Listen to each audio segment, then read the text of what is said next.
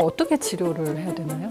이거는 운동이 답입니다. 어깨가 일자로 된 스트레칭이 되시는 거거든요. 그러면서 어깨를 눌러주시면 그렇죠. 예, 좋습니다. 좋습니다. 어깨뿐만 아니라 팔 쪽의 통증도 궁금해하시는 분들이 굉장히 많더라고요. 안녕하세요. 아플 때 찾아보는 씩씩 TV 서영균입니다. 박경희입니다. 정형외과 이재후입니다. 이번 시간에는 자세를 좀 바로 하게 되죠, 그죠? 네.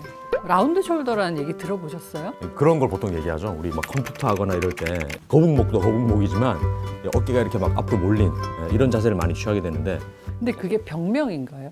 정확한 명칭은 견갑골 이상운동증이라는 병으로 이제 얘기가 되고 있습니다. 일단 거북목이랑 라운드 숄더는 어떤 정해진 결과물이 아니라 과정이라고 생각하시면 됩니다. 우리가 뭐 앞에서 하는 일들은 많은데 뒤로 뭔가를 당겨서 어깨를 이렇게 필 일이 별로 없지 않습니까? 그러니까 등 근육들이 굉장히 약화되면서 날개뼈가 빠지고 그럼 목을 잡아주는 뒤에 있는 승모근 그 근육들이 약해지면서 계속 악화가 되는 겁니다.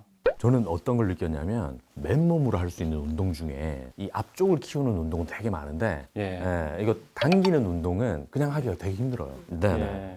우리가 라운드 숄더라고 그러면 그냥 이렇게 동그란 어깨 이제 이렇게 생각하기 쉽잖아요. 네. 근데 내가 라운드 숄더인지 아닌지를 사실 어떻게 아느냐는 거죠. 네. 한 뭐 두 가지 정도만 가볍게 생각해 볼 수가 있는데요. 내가 바른 자세라고 어깨를 어떻게 폈다. 한 얼마 있지도 않았는데 등이 아파오면서 이 자세를 더 이상 못 하겠다. 그러면은 라운드 숄더였을 수도 있겠구나. 그리고 두 번째는 이쪽 어깨 끝부분을 갖다가 꾹꾹 눌러봤을 때 평소에 이렇게 뻣뻣하고 어깨 피기도 힘들고 아프고 이러면은 여기에 근육 단축이 좀 있어서 아픈 거구나. 이렇게 저는 한번 아프진 생각해 볼 수도 않아요. 있겠습니다. 제대로 안 누르는 것 같아요. 네. 굉장히 자세가 바르시네요. 네. 애쓰고 있는 것 같아요. 지금 대본 보기가 힘든데요. 고개 계속 이렇게 봐야 돼.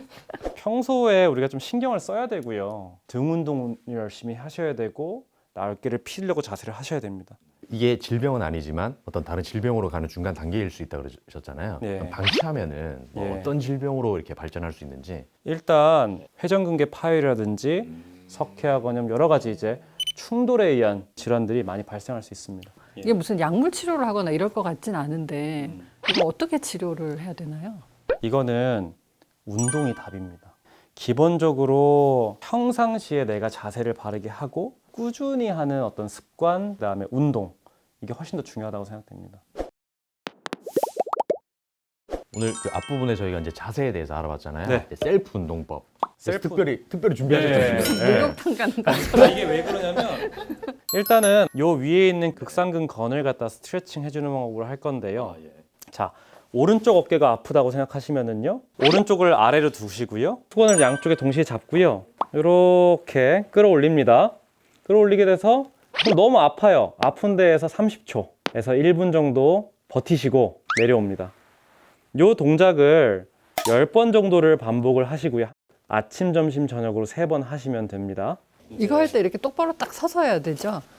그쵸. 이게 어깨가 왜 이게 이렇게 그러니까 팔이 안 올라가면 돌아보세요. 그러면 안 되고요. 고개가 예. 자꾸 움직여. 이게 팔이 처음에 너무 아프신 분들은 여기에서 요 정도까지도 안 돌아가거든요. 또 다른 방법으로 이렇게 낮은 의자를 잡고서 다리를 내려가지고 하시는 방법도 있습니다. 이렇게요? 이렇게 이 정도면 되는 거예요? 예. 이렇게 하셔가지고 거의 스쿼트 하듯이 해야 예. 되나 근데 봐. 이제 물론 이제 우리 댁에서는 싱크대 붙잡고 하시거나 조금 높은 아. 거. 예.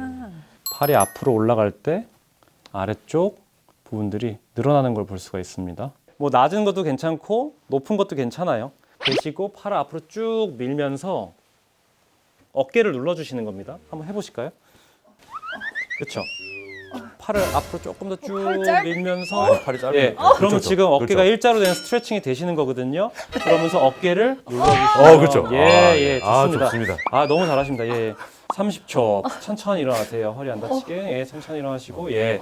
이렇게 해서 하시는 방법도 있고요. 엄청나게 많이 올라갔어요. 예, 지금 거의 뭐 다 되셨습니다.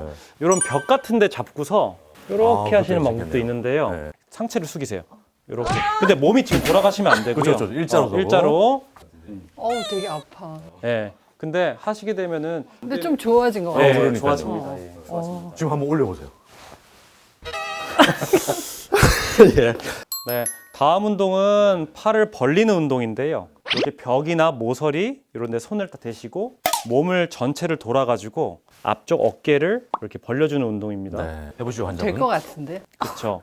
그래서 지금 여기 그러면 앞에 부분이 굉장히 아프시잖아요. 네. 여기가 지금 벌어지면서 스트레칭이 돼야 되는 부분입니다. 어깨 스트레칭을 통해서 회전 범위가 다 회복이 되면 그때부터는 근육의 질을 좋게 해주기 위해서 근력 운동을 시행합니다. 네. 집에서 가볍게 따라 하실 수 있는 근력 운동을 먼저 알려드리면 아령을 준비하긴 했는데 집에서는 그냥 500ml짜리 그냥 생수병만 들고 하시면 됩니다. 허리 등은 굽히지 마시고 허리만 숙이셔서 옆으로 올리는 운동을 천천히 한 번 할 때 10개에서 12개씩 한 3세트 정도 해주시면 되는데 한번 해보시겠어요? 네. 몸이 훌륭하십니다. 근육이 다 보이는데. 자, 두 번째 운동은 아까는 팔을 조금 더 위에서 했다면 이번엔 내려서 뒤로 당기는데 목적은 뒤에 날개뼈 사이가 붙게 하는 운동입니다. 근육 모아지는 게 느껴지시나요? 네. 예. 이렇게 하시고요. 세 번째 운동은 아령 없이 하는 운동인데요. 뒤에 있는 근육을 좀 두껍게 건강하게 만들어 줄 건데요. 팔을 여기 붙인 상태에서 바깥쪽으로 쭉 피는 겁니다. 더 안 돼요. 이렇게 피시게 되면은 여기 회전근육, 팔을 바깥으로 돌리는 근육들이 힘을 받게 되면서 여기가 커지게 되거든요. 운동을 해주면은 더 건강한 어깨를 오랫동안 유지하실 수가 있습니다. 교수님께서는 저는 왜 안 돼요? 회전 근육의 어깨 관절 가동 범위 반경부터 회복을 하시고 그 다음에 근육질을 높이시는 방법을 하시면 될 것 같아요. 예. 어깨뿐만 아니라 팔 쪽의 통증도 궁금해하시는 분들이 굉장히 많더라고요. 물건을 이렇게 딱 들어 올릴 때 예. 대개는 어깨가 아플 수도 있지만 팔꿈치가 아프다고 하시는 분들도 있어요. 네, 맞습니다. 네. 그거는 이제 우리가 해부학적으로 생각해 볼 필요가 있는데 팔꿈치 아픈 건 대표적인 질환이 손목을 뒤로 올릴 때 아픈 외상가염, 네. 주먹을 안쪽으로 하든지 아니면 비틀든지 할 때 생기는 내상과염 두 가지로 나뉘는데요. 요새 뭐 운동들 많이 하시고 칼 도마질 하시는 분들, 연장하시는 분들 뭐 여러 가지 외상과염 올 확률이 굉장히 높습니다. 예. 근데 우리 보통 터널 증후군 이런 예. 거 있잖아요. 손목 터널 증후군. 그런 거는 어디 쪽에 해당하는 건가요? 손목 터널은 손바닥 쪽으로 정중신경이 지나가는데 엄지, 검지, 중지, 그다음에 간혹은 약지의 절반 정도까지 감각을 담당합니다. 그러니까 새끼손가락만 괜찮고 나머지가 저리다면 충분히 손목 터널 증후군을 의심할 수 있습니다.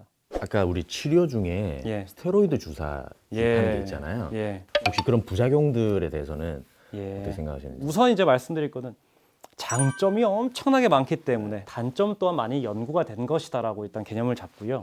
가장 중요하게 이제 사람들이 힘줄이 끊어질 수 있다, 뭐가 약해질 수 있다라는 것은 사실입니다. 그래서 정확한 간격하고 양을 조절하는 게 중요한데 간격은 적어도 3개월 이상. 그다음 횟수는 이렇게 작은 관절 같은 경우에는 최대한 2번 정도. 그다음 큰 관절은 한 3번 정도까지. 그 정도만 추천을 합니다. 또 궁금해하시는 게 찜질을 하라고 하는데 네. 이걸 정말 차갑게 해가지고 해야 되나? 아니면 따뜻하게 해야 되나? 찜질은 기본적으로 이제 혈액 순환 양을 좀 조절한다는 개념인데요. 처음에 다치자마자는 염증 세포들이 몰려와서 통증 물질들이 막 분비를 합니다. 그때는 이제 냉찜질을 하고, 그다음에 시간이 지나갔고 먹여 살릴 산소하고 영양분들이 필요하니까 혈액 양이 많으면 좋잖아요, 그렇죠? 온찜질을 하는 것이 좋다라고 알고 계시면 됩니다. 네, 오늘 어깨부터 시작해서 궁금했던 걸 많이 여쭤봤는데요. 상당히 유익한 시간이었던 것 같습니다. 네, 이어서 다음 시간에 다시 찾아뵙도록 하겠습니다. 감사합니다.